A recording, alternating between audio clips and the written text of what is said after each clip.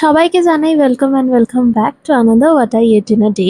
তোমরা কিন্তু একেবারেই আমাকে জানাতে ভুলো না যে এই সিরিজটা তোমাদের কেমন লাগছে। আজকে আমি একেবারে লাঞ্চ করেছিলাম, ছিল ভিন্ডি সেদ্ধ, আলু সেদ্ধ, মুসুরির ডাল যেটা আমার অ্যাবসলিউট ফেভারিট, আর লেফট ওভার ফিশ।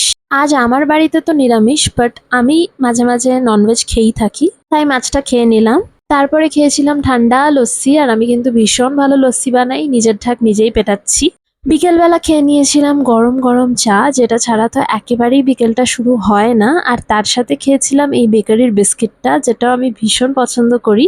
তারপরে রাতে মা জানতো যে আমি আবার খাওয়া নিয়ে কিছু না কিছু একটা বাহানা করব, তাই মা একেবারে পনির বানাচ্ছে, আর আজকে বানাচ্ছিল কড়াই পনির।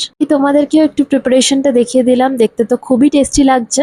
খুব খিদে পাচ্ছিল, তাই একটু হাইড অ্যান্ড সিক বিস্কিট খেয়ে নিলাম। তোমরা কারা এইভাবে খাও? আর রাতে ডিনার সারলাম অবশ্যই ভাবে কড়াই পনির আর রুটি দিয়ে। So that's all what I ate in a day. Bye bye.